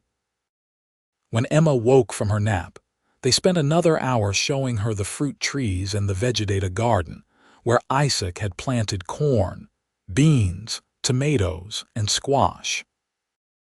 By the time they loaded back into the wagon for the return to town, Emma was thoroughly enchanted with the ranch and entirely convinced that they should move there immediately. "But who will take care of Daisy if we don't live here?" she asked as they drove away, twisting in her seat to keep the house in view for as long as possible. "Papa will take good care of her until we decide," Penelope assured her, carefully avoiding any promise that they would indeed move to the ranch. But as the house disappeared behind them and they headed back toward Llano, Penelope found herself already thinking of it as home. The following week brought clarity for Penelope. Each morning, as she sat at her sewing in Mrs. Halloway's small parlor, her mind drifted to the spacious workroom Isaac had created. Each night, as she and Emma squeezed into their shared bed, she thought of the comfortable bedrooms waiting at the ranch. And each day, as Emma asked when they would see Papa again, Penelope's resistance weakened further. It wasn't just the practical advantages of the move, though those were significant. It was the realization that the future she had always wanted, a loving family, a home of their own, a father for Emma, was within her grasp. All she had to do was trust again, believe that this time Isaac would stay. On Thursday, she visited the bank and discussed her business plans with Mr. Thompson. To her surprise, he was enthusiastic about the prospect of her expanding her dressmaking enterprise from the ranch. "Llano's growing, Mrs. Dawson," he told her. "With the railroad bringing more people west, there's increasing demand for quality goods. A dressmaker with your skill could do very well, especially if you have the space to take on apprentices." The idea of teaching others, of perhaps building something that could provide for Emma's future, took root in Penelope's imagination. By the time she left the bank, her decision was all but made. That evening, after Emma was asleep, Penelope sat at their small table and wrote a letter to Isaac. "Dear Isaac," she began, her pen moving hesitantly across the paper. "I have been considering your offer, and the more I think about it, the more sense it makes for Emma, for my business, and for us. Emma deserves to know her father, to have the stability and love that only a family can provide. And I—" she paused, gathering her courage, "I deserve a chance at happiness too. Happiness I've only ever found with you. If your offer still stands, we would like to move to the ranch. Emma is eager to be near her pony, and I confess the workroom you created calls to me like a siren song. As for us, I cannot promise to pick up exactly where we left off. Too much has happened, too many years have passed, but I am willing to try, to see if what we once had can be rebuilt into something even stronger. Yours, Penelope." She sealed the letter and set it aside to deliver in the morning, a strange mix of nervousness and anticipation fluttering in her stomach.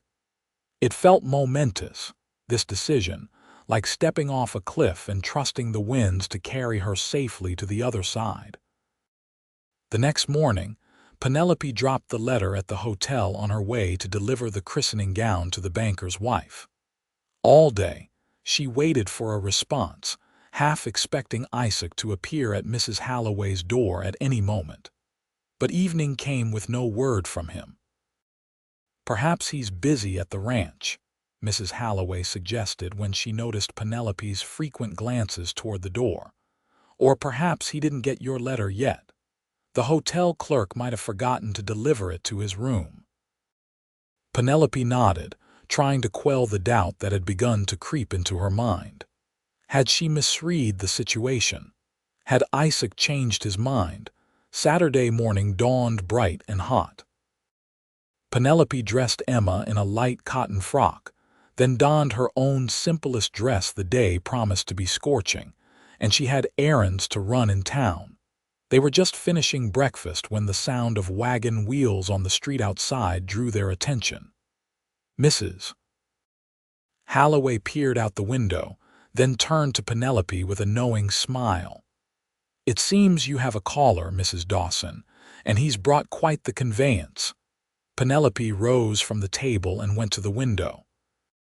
Outside stood not Isaac's usual wagon, but a handsome buggy with a fringed canopy, pulled by a matched pair of bay horses. Isaac himself was descending from the driver's seat, dressed in his Sunday best despite it being Saturday. "Mama, it's Papa," Emma cried, rushing to the window. And a pretty carriage, indeed it was. Penelope recognized it as the type of buggy a man might use to take his family to church, or for Sunday drives, a family conveyance rather than a work vehicle. "Shall I send him in?" Mrs. Holloway asked, already moving toward the door. "Please," Penelope replied, hastily smoothing her hair and straightening her dress. Isaac entered the dining room moments later, hat in hand, his face alight with barely contained joy. In his free hand he clutched Penelope's letter. "I got your note," he said without preamble. "Is it true?" "You'll come," Penelope nodded, suddenly shy in the face of his obvious elation. "Yes, if you'll still have us." Isaac crossed the room in 2 long strides, catching her hands in his. "Have you? Penny, you and Emma are all I want in this world." Emma, not to be left out, tugged at Isaac's coat. "Papa, is that pretty carriage for us?" Isaac laughed, swinging Emma up into his arms. "It certainly is, sweetheart. I thought your mother might appreciate something more comfortable than the wagon for trips into town." Penelope's heart swelled at his thoughtfulness. Once again, Isaac had anticipated her needs before she even expressed them. "When can you be ready to move?" he asked, setting Emma down but keeping his eyes on Penelope. "We don't have much," she replied. "A few days to pack and settle accounts in town would be sufficient." "Wednesday, then," Isaac suggested. "I'll come with the wagon for your trunks in the morning, and we can all ride back to the ranch together in the buggy." "Wednesday," Penelope agreed, the finality of the decision sending a flutter of both excitement and nervousness through her stomach. Isaac's smile was radiant. "In that case, I was hoping you might both accompany me for a drive today. The buggy needs a proper testing, and there's a spot by the river I'd like to show you." Emma clapped her hands in delight, and even Penelope couldn't suppress a smile at his enthusiasm. "I suppose my errands can wait until Monday."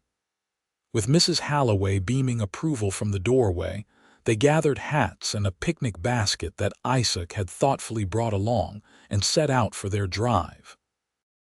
The buggy was indeed comfortable, its upholstered seats and steel springs smoothing the bumps in Llano's, sometimes rough roads. They drove out of town and along the river road, Emma between them on the seat, chattering excitedly about the horses, the buggy, and the prospect of living at the ranch with Daisy the pony. Isaac answered her questions patiently, while occasionally stealing glances at Penelope, as if to reassure himself that she was really there, that she had truly agreed to his proposal. The spot by the river turned out to be a small clearing beneath a stand of ancient pecan trees, their broad canopies providing welcome shade from the June sun. A creek flowed into the river here, creating a gentle pool where minnows darted in the clear water. "It's beautiful," Penelope said as Isaac helped her down from the buggy. "It's part of the ranch property," he told her. "The northwest corner. I thought it might be a nice place for picnics, or for Emma to play on hot days." They spread a blanket in the shade and unpacked the basket, which contained cold chicken, biscuits, apple tarts, and a jug of lemonade. Emma ate quickly, then asked permission to wade in the shallow creek. "Stay where we can see you," Penelope cautioned as the little girl removed her shoes and stockings. "And don't go near the deeper water." With Emma happily splashing a few yards away, Penelope and Isaac sat side by side on the blanket, watching her play. A comfortable silence stretched between them, broken only by the sound of the creek and Emma's occasional delighted exclamation when she spotted a particularly interesting stone or minnow. "Are you sure about this, Penny?" Isaac asked finally, his voice low. "About moving to the ranch, I mean." "I don't want you to feel pressured." Penelope considered the question seriously before answering. "I'm sure it's what's best for Emma, and I believe it could be what's best for me too, for my business and—" She hesitated, then plunged ahead, "for my heart." Isaac's hand found hers on the blanket, his fingers threading through hers with familiar ease. "I meant what I said before. I'll give you all the time and space you need. No expectations beyond what you're ready to give." The sincerity in his voice touched Penelope deeply. This was not the impulsive young man who had ridden away years ago, but a mature one who understood the value of patience and the importance of trust. "Thank you," she said simply, squeezing his hand, "for understanding and for not giving up on us." Isaac's eyes met hers, the emotion in them unmistakable. "I'll never give up on us, Penny, not as long as there's breath in my body." The moment stretched between them, charged with unspoken feelings. Penelope found herself leaning toward him almost involuntarily, drawn by the magnetic pull that had always existed between them. Isaac's gaze dropped to her lips, his intent clear. Just as the distance between them narrowed to almost nothing, Emma's voice shattered the moment. "Mama, Papa, look at the fish I caught." They sprang apart like guilty teenagers, turning to see Emma proudly holding up a small sunfish she had somehow managed to trap in her cupped hands. "That's wonderful, darling," Penelope called, hoping the flush she felt in her cheeks wasn't visible. "But you should put it back now so it can return to its family." Emma reluctantly released the fish back into the creek, then came running back to the blanket, her wet feet leaving tiny footprints in the sandy soil. "Can we come here every day when we live at the ranch?" she asked, plopping down between them and reaching for another apple tart. "Not every day," Isaac replied, ruffling her hair affectionately, "but often, especially when it's hot like today." They spent another hour at the riverside, with Isaac pointing out various birds and plants to Emma, who absorbed the information with eager interest. Penelope watched them together, her heart full at the sight of her daughter forming a bond with her father that should have existed from the beginning. As they packed up to leave, Emma now drowsy from the heat and excitement, Isaac touched Penelope's arm lightly. "I almost forgot," he said, reaching into his pocket. "I have something for you." He pulled out a small velvet pouch and placed it in her hand. Puzzled, Penelope untied the drawstring and tipped the contents into her palm. A key, old-fashioned and heavy, gleamed in the dappled sunlight filtering through the pecan leaves. "The key to the front door," Isaac explained. "It's your home now, Penny. Yours and Emma's. I want you to have it now before you move in so you know I mean what I say." The gesture, simple yet profound, brought unexpected tears to Penelope's eyes. She closed her fingers around the key, feeling its weight, the weight of promise, of commitment, of home. "Thank you," she whispered, too moved for more words. Isaac nodded, understanding in his eyes. "Let's get this little one back to town before she falls asleep right here," he said, nodding toward Emma, who was indeed fighting to keep her eyes open. The drive back to Llano was quiet, with Emma dozing between them and Penelope lost in thoughts of the future that awaited them at the ranch. It wasn't just a new home they were moving toward, but a new life, one that offered the possibility of healing old wounds and building new dreams together.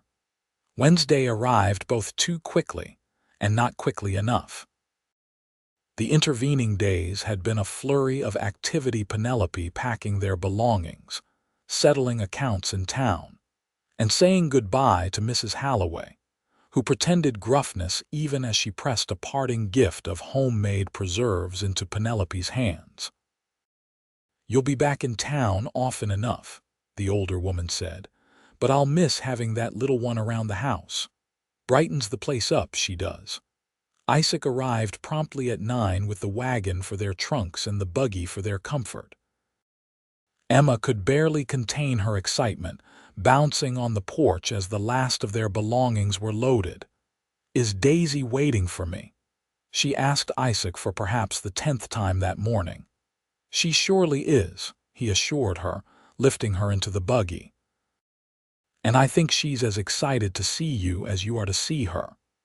The drive to the ranch seemed shorter than before, perhaps because this time they were going home rather than merely visiting. As they approached the house, Penelope felt a sense of rightness settle over her. This was where they belonged, the three of them, together on this beautiful land. Isaac had clearly been busy in preparation for their arrival. Fresh flowers sat in vases throughout the house. The larder was stocked with food, and clean linens graced the beds. In the workroom, Penelope found that he had added a dress form and several bolts of fabric, including the blue silk he had given her weeks ago. "I hope it's all satisfactory," he said, watching her explore the house with new eyes, the eyes of its mistress rather than a visitor. "It's perfect," Penelope assured him, touched by the care he had taken to make them comfortable. "More than I ever dreamed of having again." Emma had already disappeared to the barn, eager to see Daisy. Isaac and Penelope followed more slowly, enjoying the simple pleasure of walking side by side across their property. "I thought we might have a special dinner tonight," Isaac suggested as they neared the barn, "to celebrate your arrival. Nothing fancy, but perhaps we could eat in the dining room, light a few candles." "I'd like that," Penelope agreed, appreciating his desire to mark the occasion. Inside the barn, they found Emma already brushing Daisy's dappled coat under the watchful eye of Miguel, the stable hand Isaac had hired to help with the horses. The man nodded respectfully to Penelope before continuing his patient instruction on proper grooming technique. "She's a natural with horses," Isaac observed proudly. "Just like her mother." Penelope smiled at the memory of her younger self, fearlessly riding bareback across her father's ranch. "And her father," she added. "I seem to recall you had a way with even the most difficult animals." They watched Emma for a while longer, then returned to the house to begin unpacking. By late afternoon, their belongings had found homes in drawers and wardrobes, and the ranch house had begun to feel truly lived in. Emma, tired from the excitement of the move and her time with Daisy, fell asleep on the sofa in the living room, clutching the rag doll Isaac had given her. "She's worn herself out," Penelope said fondly, covering the child with a light blanket. "Shall we delay our celebratory dinner?" Isaac asked. "Let her rest," Penelope considered the suggestion. "Perhaps we could eat on the porch instead, just the two of us. We can save the formal dining room for another night when she's awake to enjoy it." Isaac's face brightened at the idea. "I'll see to it. Why don't you take some time to freshen up? It's been a long day for you too." Grateful for his thoughtfulness, Penelope retreated upstairs to the bedroom she had chosen, not the master suite, which remained empty by mutual unspoken agreement, but a pleasant room overlooking the garden. She washed her face, changed into a fresh dress, and pinned up her hair more neatly before descending again to find Isaac. The back porch had been transformed in her absence. A small table had been set with a white cloth, silverware gleaming in the late afternoon light. A vase of wildflowers sat in the center, and two place settings awaited them. Oil lamps, not yet lit but ready for when darkness fell, were positioned around the porch, promising a gentle, intimate light. "This is lovely," Penelope said, genuinely touched by the effort. Isaac appeared from the kitchen, carrying a tray with 2 glasses and a bottle of wine. "Nothing fancy," as I said, "but special nonetheless." They sat across from each other, the table small enough that their knees occasionally brushed beneath it. Isaac poured the wine, a luxury Penelope had rarely indulged in since Emma's birth, and raised his glass. "To new beginnings," he proposed. "To new beginnings," Penelope echoed, the crystal touching with a delicate chime. The meal was simple but delicious: roast chicken, fresh vegetables from the garden, and warm bread that Isaac admitted he had purchased from the baker in town that morning. They ate slowly, savoring the food and the company, their conversation flowing easily as they discussed plans for the ranch, for Emma's education, for Penelope's business. As the sun began to set, painting the sky in vivid oranges and purples, Isaac lit the oil lamps. Their golden glow created a cocoon of warmth around the table, isolating them from the gathering darkness beyond the porch. "I can hardly believe you're here," Isaac said softly, refilling their glasses. "After all these years, all the mistakes and misunderstandings, it seems almost miraculous." Penelope nodded, understanding exactly what he meant. "I used to dream about this, you know. After Emma was born, when I was up at night with her, I'd imagine you coming home, the 3 of us together on a place of our own. And now here we are," Isaac said, his voice rough with emotion. "I just wish I hadn't missed so much of her life, of your life." "We can't change the past," Penelope replied gently, "but we have now and the future. That's what matters." Isaac reached across the table, his hand covering hers. "I want to do this properly, Penny. Court you the way you deserve, win your trust again. I know it will take time, and I'm prepared to wait as long as necessary." The earnestness in his expression, the sincerity in his voice, broke down the last of Penelope's reservations. This was Isaac, her Isaac, returned to her at last. And despite everything, despite the years apart and the hurt and the uncertainty, she loved him still. Had always loved him. "I think," she said carefully, turning her hand beneath his so their palms met, fingers intertwining, "that we've waited long enough already, don't you?" Isaac's breath caught, his eyes searching hers in the lamplight. "Penny, are you saying—" "I'm saying that life is short and unpredictable. We've already lost 6 years. I don't want to waste any more time being cautious when my heart already knows what it wants." The hope that blazed in Isaac's eyes was almost too bright to look at directly. "And what does your heart want, Penny?" "You," she said simply. "It's always been you, Isaac. Even when I was angriest, even when I was most determined to forget you, my heart remembered. And now that you're here, now that I've seen the man you've become and the father you are to Emma, I don't want to pretend anymore that I'm not still in love with you." Isaac's grip on her hand tightened, and for a moment he seemed unable to speak. When he finally found his voice, it was rough with emotion. "I don't deserve you," he said, "but I swear I'll spend the rest of my life trying to be worthy of this second chance." He rose from his chair, still holding her hand, and came around the table to kneel beside her. From his pocket, he withdrew a small velvet box. "I've been carrying this since Denver," he admitted, "hoping but not daring to believe that someday I might have the right to offer it to you." He opened the box to reveal a ring, a single diamond set in gold, simple but elegant, catching the lamplight in flashes of fire. "Penelope Dawson," Isaac said formally, his eyes never leaving hers, "will you do me the great honor of becoming my wife? Of making this house truly a home, of raising our daughter together, of growing old with me on this land.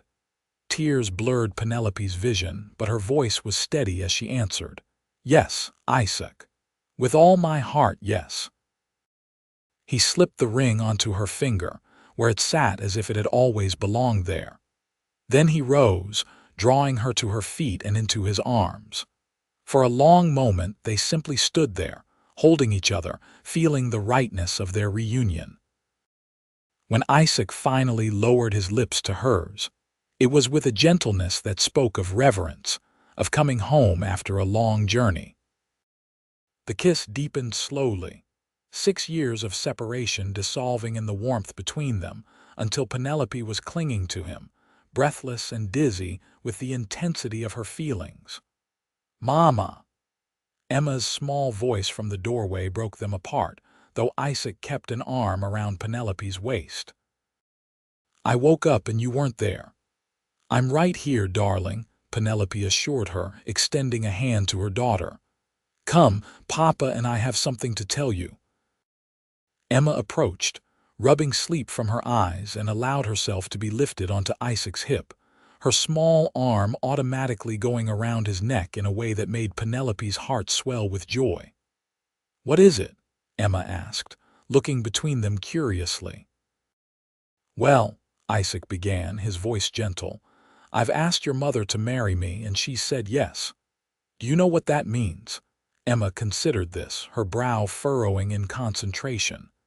"It means you'll be my real papa, not just my visiting papa." Isaac chuckled, the sound rumbling through his chest. "That's right. And it means we'll all live here together as a family. Would you like that?" Emma's face broke into a smile that rivaled the sunset for brilliance. "Yes, and Daisy too." "And Daisy too," Penelope confirmed, laughing through the happy tears that threatened to fall. "We'll all be together, right here on this ranch." Emma's acceptance, so immediate and joyful, was the final blessing on their union.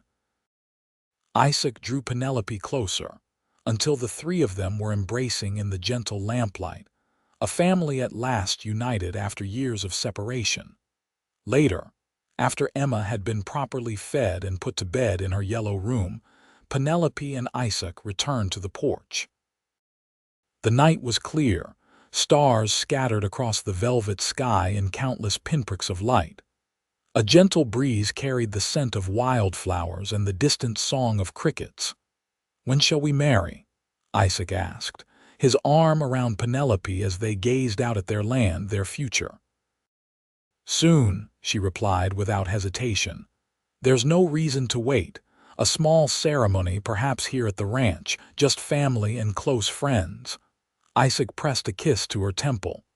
"Whatever you want, Penny. As long as at the end of the day, you're my wife and I'm your husband. The details don't matter to me." They sat in comfortable silence for a while longer, watching the stars wheel overhead, content in each other's company, and the knowledge that their long separation was finally at an end. "Do you remember," Isaac said eventually, "that day at the station? When I first saw you waiting there with Emma?" Penelope nodded, the memory still vivid in her mind. "I was so nervous. I wasn't sure you'd come or what I would say if you did." "I knew the moment I saw you that I was home," Isaac confessed. "That no matter what happened between us, my heart would always belong to you and that beautiful child." Penelope turned in his embrace, her hand coming up to touch his face, the face she had loved since girlhood, now matured and weathered by time and experience, but still essentially, wonderfully Isaac. "My heart recognized yours the moment you stepped off that train," she said softly. "It always has, from the very beginning." His arms tightened around her, and as their lips met again beneath the Texas stars, Penelope knew with absolute certainty that after years of waiting and hoping, she was finally, truly home. Epilogue: 5 years later, the Whitaker Ranch, now known throughout the county as the Irving place, was thriving. Isaac's horse breeding operation had expanded to include not just Army contracts, but a growing reputation for fine saddle horses and racing stock. Penelope's dressmaking business had flourished, with a clientele that stretched beyond Llano to include ladies from as far away as Austin and San Antonio. The house itself had evolved with the family that occupied it. The master bedroom, once empty, was now a warm haven for Isaac and Penelope. Emma's room remained yellow, though the toys had changed as she grew. And across the hall, a nursery housed their 3-year-old twins, Jacob and Joshua, who had arrived 2 years after Isaac and Penelope's wedding beneath the oak tree in the front yard. On this particular evening in June, much like the one when Penelope had first agreed to be Isaac's wife, the family gathered on the back porch after supper. The twins played on a quilt spread on the grass, their dark heads bent over the wooden animals Isaac had carved for them. Emma, now 9, sat on the porch steps, reading aloud from a book of poetry to her parents who sat side by side in rocking chairs, their hands linked between them. As the sun dipped toward the horizon, painting the sky in familiar golds and purples, Isaac squeezed Penelope's hand gently. "Happy?" he asked softly, a question he still posed regularly, as if to reassure himself that the life they had built together was real and lasting. Penelope smiled at him, the love in her eyes as clear and true as it had been from the beginning. "Completely," she assured him, leaning over to press a kiss to his cheek. "And you?" Isaac's gaze swept over their children, their home, their land, before returning to his wife's face, still the center of his world after all these years. "I have everything I ever wanted," he replied. "Right here." And as night fell gently over the Irving ranch, stars appearing one by one in the vast Texas sky, the family that had begun with a woman waiting at a station and a cowboy returning home continued their story together, bound by love that had survived separation, time, and distance, only to emerge stronger and more enduring than ever before. The end.